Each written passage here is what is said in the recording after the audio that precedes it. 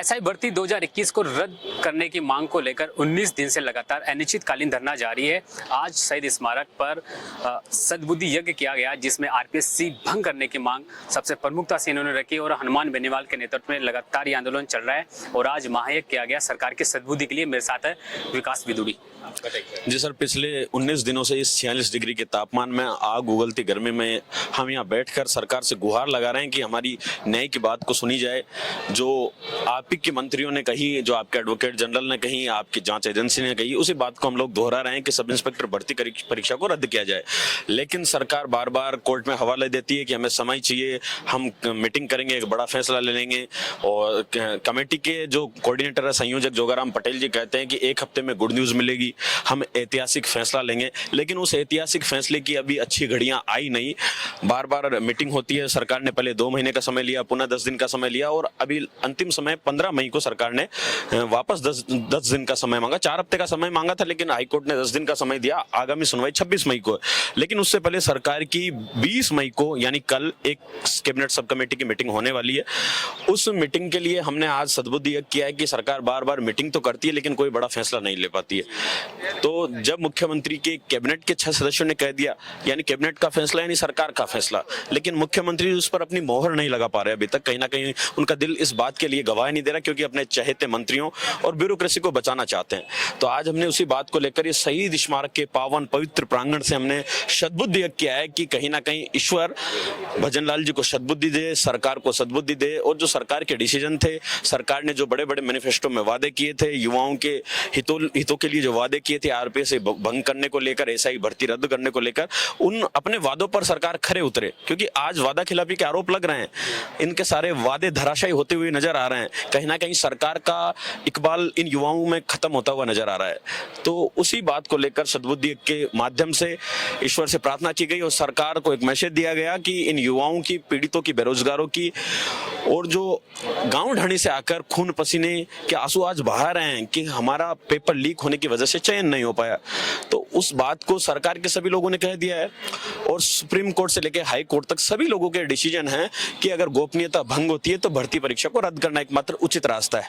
तो हम सरकार से मांग करते हैं कि मुख्यमंत्री जी बड़ा दिल दिखाते हुए, आदरणीय प्रधानमंत्री जी भी, मोदी जी राजस्थान आ रहे हैं, बड़ी बड़ी बातें तो करते हैं लेकिन उनकी सरकार फैसला नहीं कर पा रही। डबल इंजन की सरकार की बड़ी बड़ी बातें होती है लेकिन धरातल पे कोई काम नहीं हो पा रहा, क्योंकि 1.5 साल से चेयरमैन नियुक्त नहीं हो पाया, 1.5 साल से आरपीएससी भंग होकर पुनर्गठन नहीं हो पाई, जबकि इन्हीं के नेता विधानसभा में टेबल ठोकते थे। आपको क्या लगता है कि जब एसओजी ने इस भर्ती को लीक होना मान लिया है, लीगल तरीके से कार्रवाई भी लीक करने वाली है, हाईकोर्ट ने तक कह दिया, उसके बावजूद सरकार कोई एक्शन ही नहीं ले पा रही है? सरकार ने धूड़ खाली साहब। पर्ची से बनने वाले मुख्यमंत्री को क्या पता कि आखिर युवाओं की पीड़ा क्या है। उसे नहीं पता कि युवा बेरोजगार 7-7 साल तैयारी करता है, गांव ढाणी से आकर राजधानी या बड़े शहरों में जाता है, खून पसीना बहाता है, माँ बाप की खेती किसानी करने वालों का पैसा बहाता है और तैयारी करता है और पेपर लीक हो जाता है। लेकिन मुख्यमंत्री ने यह सब नहीं देखा। उन्हें नहीं पता कि पेपर लीक कैसे होता है और युवाओं के सपनों को किस तरह मिनटों में चकनाचूर कर दिया जाता है। तो आखिर सरकार के मंत्रियों ने कैसे तैसे दर्द समझा।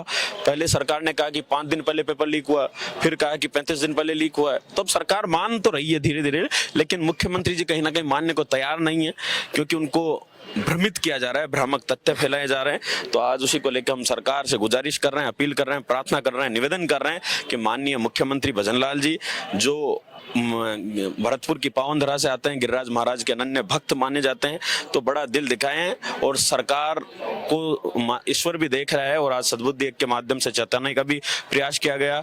तो ऐसा ही भर्ती परीक्षा को रद्द करने का फैसला ले और जितने भी माफिया हैं, चाहे इनके ब्यूरोक्रेसी में वो लोग हो, चाहे सरकार का हिस्सा हो वो लोग, सबको जेल की सलाखों के पीछे भेजना चाहिए और इन युवाओं को एक सख्त से सख्त मैसेज देना चाहिए कि Bharatiya Janata party paper leak माफियाओं के खिलाफ एकदम कठोर रूप से कार्रवाई करने के लिए तैयार है। इस भर्ती को रद्द करवाने के लिए आरएलपी सुप्रीमो हनुमान बेनीवाल के साथ भी आप लगातार धरने पर बैठे हुए हैं। इससे पहले आपने गिरफ्तारी भी दी थी और फिर 25 तारीख को आप महाआंदोलन? देखिए सर, ये सद्बुद्धि एक हम पहले भी कर चुके हैं और उसी की बदौलत एसओजी ने माना, उसी की बदौलत एडवोकेट जनरल ने और मंत्रियों ने माना।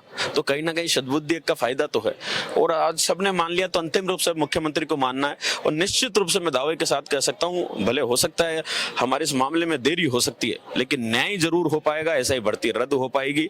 और मुख्यमंत्री जी ये स्वीकारेंगे बड़ा दिल करके कि बिल्कुल इस भर्ती परीक्षा में घोटाला हुआ है, तो युवाओं के साथ न्याय होना चाहिए। हमने तो साहब दर्जनों आंदोलन कर लिए, लाठियां खाली पुलिस की, और हर थाने में लगभग मुकदमा दर्ज है। 4-5 पिछले 19 दिनों में एक मुकदमा यहाँ दायर कर दिया गया कि ये इस तरह के बयानबाजी कर रहे हैं। हमारे कोई बयान नहीं है, हम युवाओं के लिए लड़ रहे हैं, वो लोगों को पच नहीं रहा क्योंकि हम सच्चाई के खिलाफ आवाज उठा रहे हैं और सच के साथ लड़ने का साहस कुछ एक लोगों का होता है। हम वो काम कर रहे हैं। करोड़ों लोगों में अगर कोई आज बेरोजगार नेता आवाज नहीं उठा रहे, सब घरों में बैठे हैं, चाहे वो राजस्थान विश्वविद्यालय के नेता हो, चाहे प्रदेश भर तमाम राजस्थान में विश्वविद्यालय में जो प्रदेश भर की तमाम यूनिवर्सिटियां हैं उनसे हो, कोई लोग इस ऐसे भर्ती के खिलाफ आवाज उठाने को तैयार नहीं है।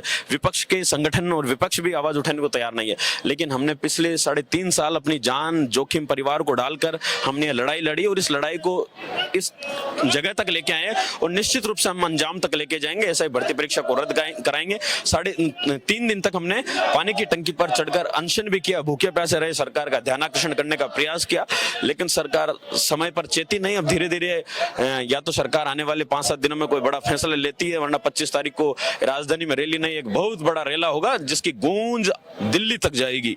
एक आखिरी सवाल, आपका एक बयान वायरल हो रहा है जिसमें आपने कहा कि जहां पर पेपर लीक हुआ है, अगर आसपास के होटलों में चेक किया जाए तो पुरुष और स्त्री वो ऐसे मिलेंगे जिन्होंने पेपर लीक किया। देखिए सर, सर्वविदित है कि बड़े बड़े तस्कर माफिया जो पैसों का लेन देन होता है वो आम चौराहे पर तो होता नहीं है, रोड के फुटपाथ पर तो बैठ के होता नहीं है, वो बड़ी बड़ी होटलों में होता है। क्योंकि जो 40 लाख रुपए पेपर देकर खरीद सकता है तो 2000 रुपए उसके पास होटल में जाने के लिए भी है। तो ये सच्चाई है कि 3 किलोमीटर के दायरे आरपीए में जब से ट्रेनिंग शुरू हुई है उनकी अगर जांच करवाई जाए तो बड़े स्तर पर ये घोटाले सामने आएंगे कि महिला थानेदार और पुरुष थानेदार जो भी जितने भी फर्जी हैं उनकी एक बड़ी बड़ी साठगांठ फर्जियों से, तस्करों से, माफियाओं से रही है, पेपर लीक कराने वाले बड़े बड़े लोगों से, मंत्रियों से रही है।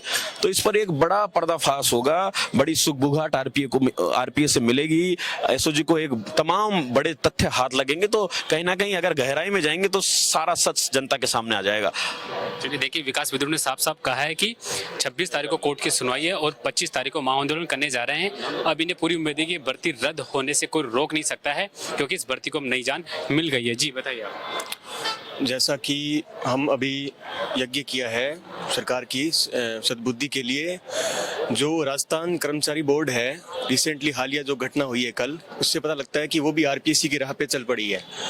कैसे कि आरपीएससी में जो पैटर्न चल रहा था भर्तियों का लीक होना, चाहे वो जेएन भर्ती हो, चाहे एसआई भर्ती हो, थानेदार भर्ती हो, और जो आरएस भर्ती हो जिसपे हमारे बड़े भाई साहब के प्रयास से मोहर लगी और न्याय मिला। किसी कॉपी में 0 नंबर देना गलत नहीं है, लेकिन 0 से 7 नंबर करना सरासर उन अभ्यर्थियों के साथ अन्याय है जो मेहनत कर रहे हैं। अब क्या रणनीति रहेंगी, क्या मांग रहेंगी अब? हमारी मांग यही है कि सरकार को सद्बुद्धि आए, कल बैठक में ये निर्णय लें, ऐसा ही भर्ती रद्द करें और आरपीएससी का पुनर्गठन करें। आरपीएससी के पुनर्गठन की मांग को लेकर और आज इन्होंने धरना स्थल पर ही सद्बुद्धि यज्ञ किया है और 26 तारीख को हाईकोर्ट में सुनवाई होनी है। हाईकोर्ट ही फिर इस भर्ती पर स्वतः संज्ञान लेगा। कैमरामैन सरदार के साथ में राकेश रमानिया, गोल्डन हिंद, जयपुर।